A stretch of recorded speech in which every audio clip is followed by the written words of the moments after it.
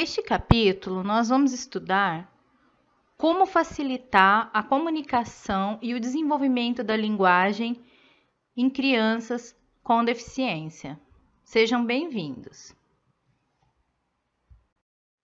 A linguagem é a principal forma de interação social dos seres humanos.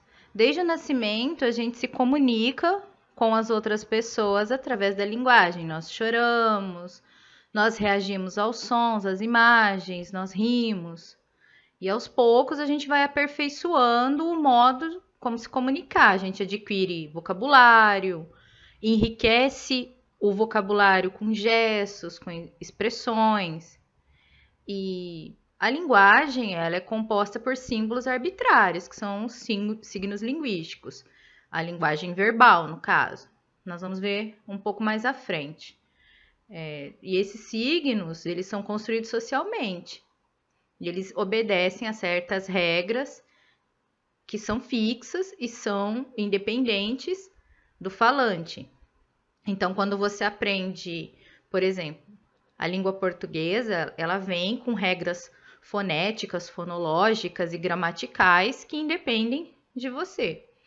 A fala é só uma das muitas manifestações de linguagem, das muitas formas que nós temos de nos comunicar, assim como a escrita, a língua de sinais, os símbolos.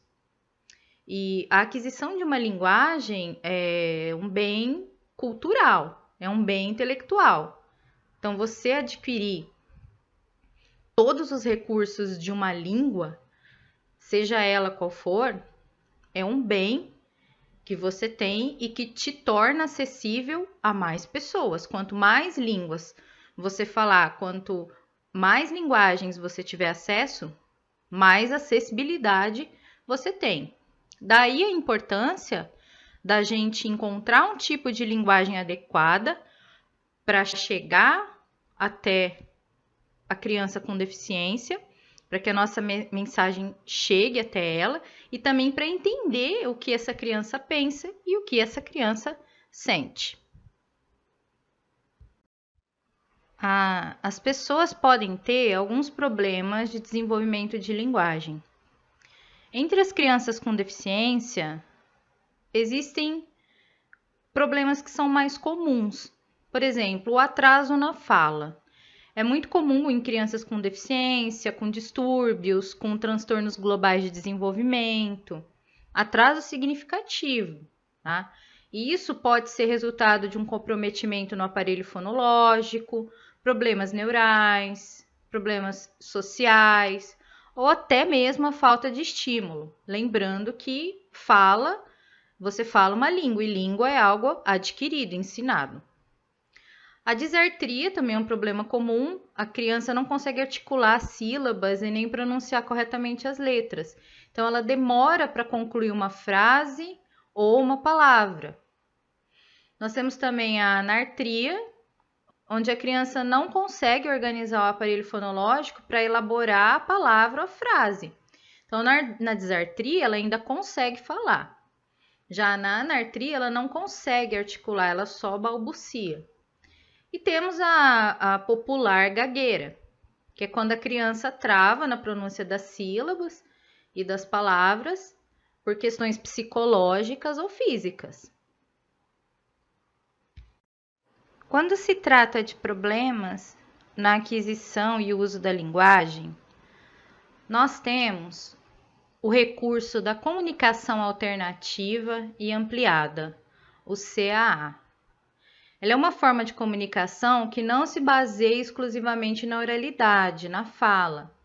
Ela utiliza gestos, pranchas de alfabeto, pictografia, são imagens, vocalizadores, linguagem de sinais, como a Libras, expressões faciais e outros. Vai depender da dificuldade da criança. Então, o nome comunicação alternativa é você achar um recurso alternativo ao caminho da fala.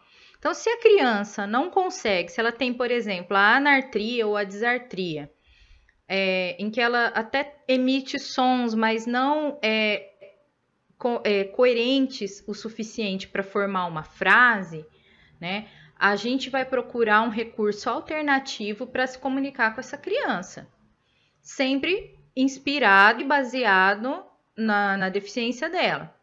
Então, se a criança, por exemplo, ela tem paralisia cerebral, que comprometeu também a visão, a gente vai focar os nossos recursos na audição. Se a audição está funcionando bem, a gente vai focar nisso. Através da audiodescrição e sempre falando o mais perto possível dessa criança, sem gritar, né?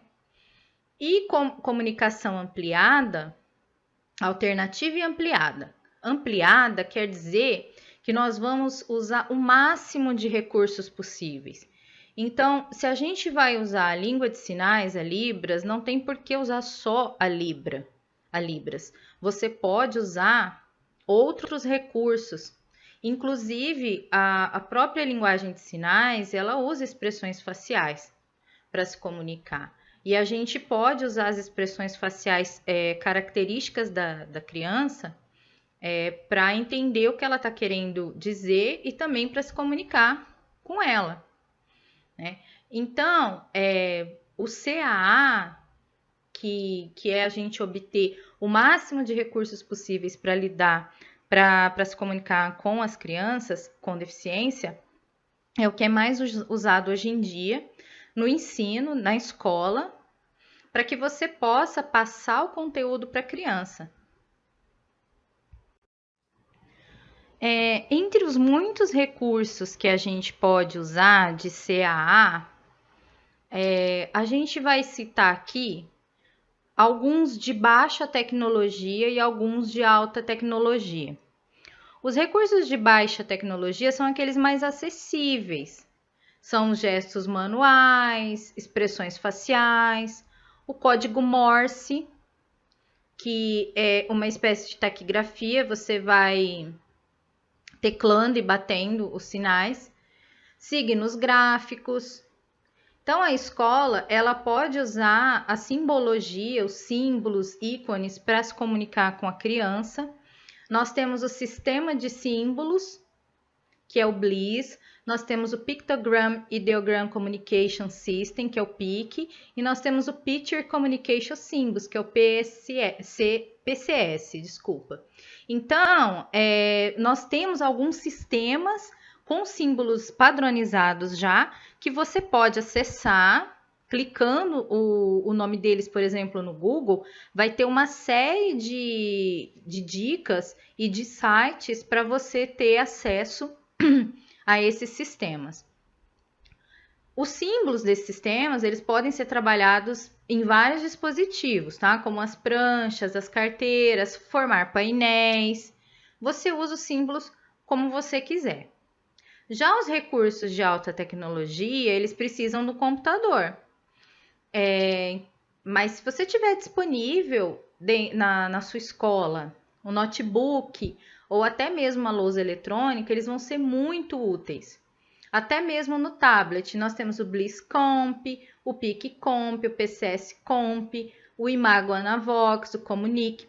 Então, são vários sistemas onde você tem acesso a muito mais símbolos, a muito mais, uma variedade maior, né, de ícones e de símbolos para trabalhar de forma não verbal com a criança e poder ensinar alfabeto, você pode ensinar sobre os animais, as cores, enfim, vários outros conteúdos que você não conseguiria passar sem o auxílio da CAA. Pessoal, é muito importante que aqui nesse momento a gente saiba diferenciar a linguagem verbal e a linguagem não verbal.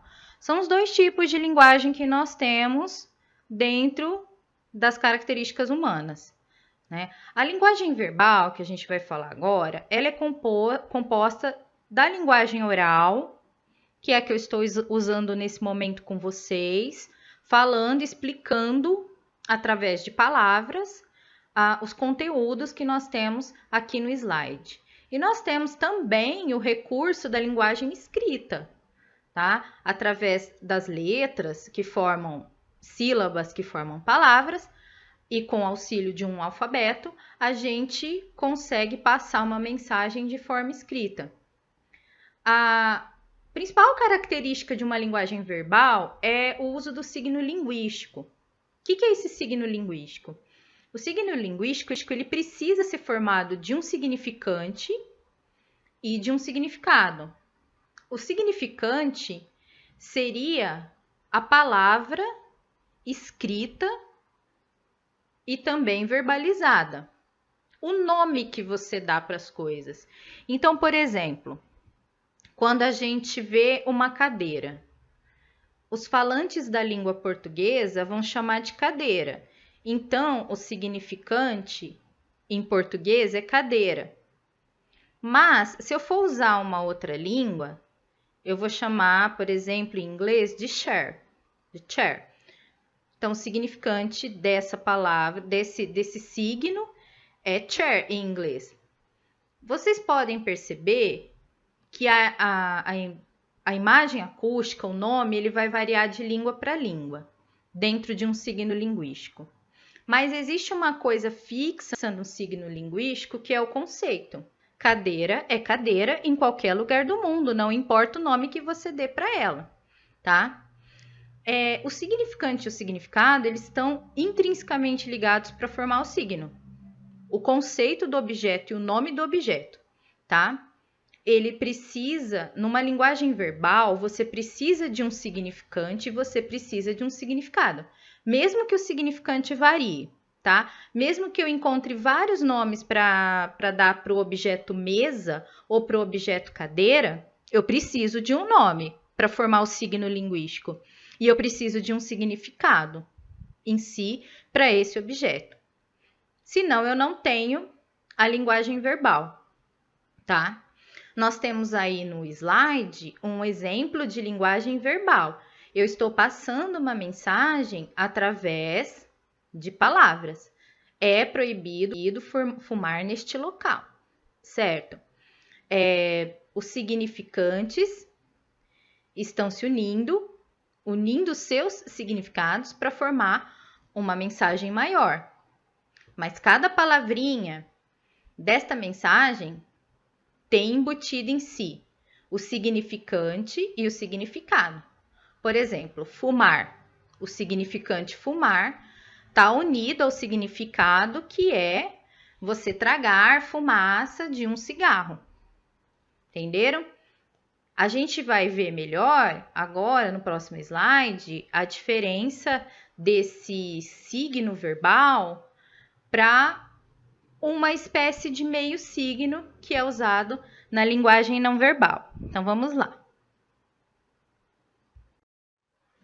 Então, aqui. A linguagem não verbal, ela é formada, dentre outras coisas, por símbolos, por sinais, por ícones. Então, por exemplo, nós temos no slide o símbolo da paz, que é reconhecido por muitas pessoas como símbolo da paz. Nós temos um sinal de trânsito que indica que à frente nós temos uma lombada, certo? Ícone é uma espécie de símbolo de representatividade. Nós temos, por exemplo, num computador, vários ícones na área de trabalho, né? Esses ícones na área de trabalho do computador, eles não estão necessariamente ligados a uma palavra. Quando você vê o Wzinho do Word, não precisa estar escrito Word embaixo para você reconhecer o ícone, certo? Então, o que a gente conclui daí? A gente conclui que a linguagem não verbal não precisa ser escrita ou falada. Eu não preciso escrever aqui embaixo do símbolo da paz, ou escrever lombada à frente, ou mesmo verbalizar isso oralmente, falar em voz alta, tá? Cuidado, lombada à frente, eu não preciso. Então, qual que é a diferença principal que a gente estava vendo do signo linguístico, da linguagem verbal? Aqui nós não precisamos de um significante, nós não precisamos de uma palavra escrita, certo?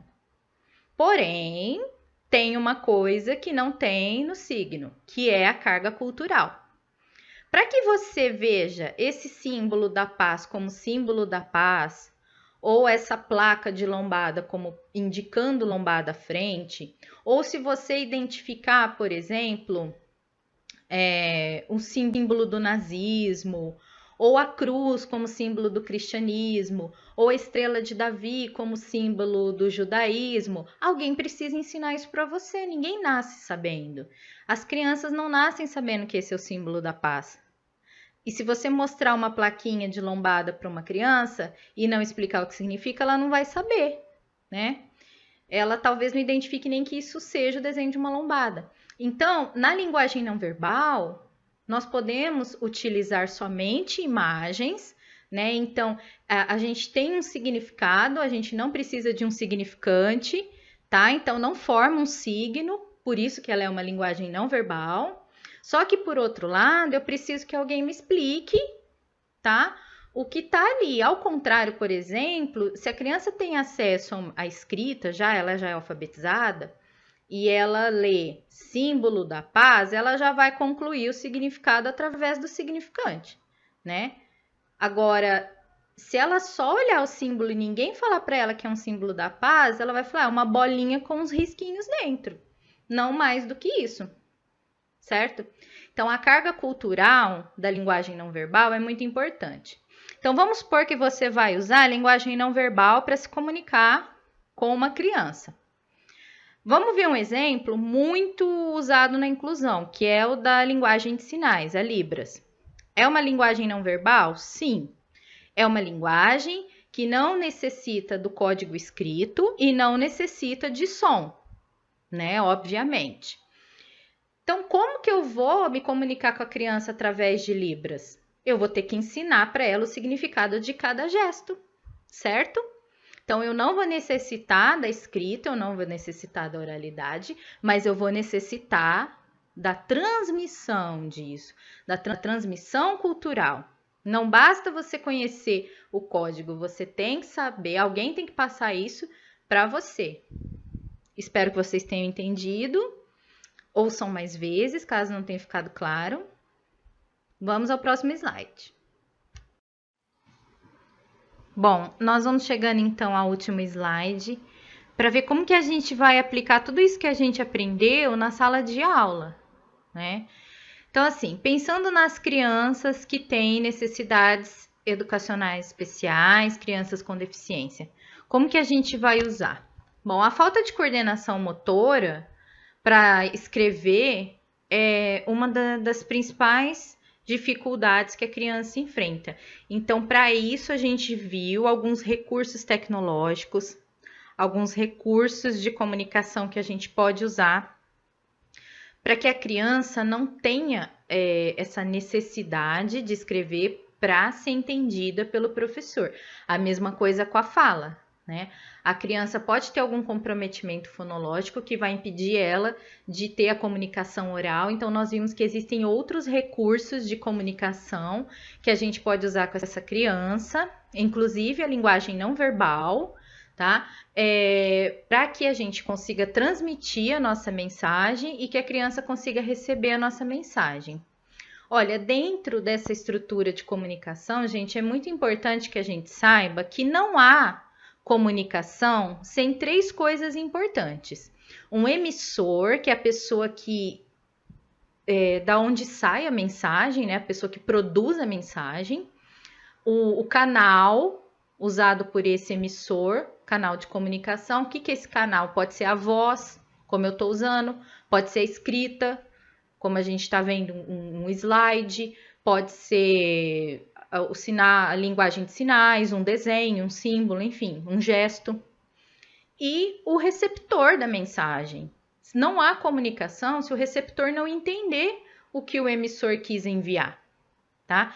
Então, eu posso falar aqui indefinidamente, mas se você não souber a língua portuguesa, se você não tiver maturidade cognitiva e social e cultural suficiente para entender o meu vocabulário, a minha mensagem não vai ser recebida e assimilada por você, que é o receptor, tá? Então, na sala de aula é a mesma coisa. O professor vai produzir a mensagem, né, o conteúdo adaptado já para criança, para faixa etária, para deficiência, etc. Vai escolher o canal de comunicação mais adequado e vai se certificar de que a criança recebeu essa mensagem e também que entendeu essa mensagem, tá? Se a criança não tiver um comprometimento muito grande, a gente pode estimular o desenvolvimento da fala e também da escrita, tá? Nós podemos, por exemplo, ela não consegue escrever, tudo bem, mas ela pode conseguir, ela ter coordenação motora suficiente para selecionar as letras para formar uma palavra. É importante, gente, que a gente estimule o potencial da criança. Nunca usar o conformismo como desculpa mas já tá bom o tanto, ela já consegue se comunicar. Não, vamos ampliar essa comunicação, né? Vamos tornar essa comunicação mais complexa, porque assim a gente melhora o desenvolvimento e o aprendizado da criança.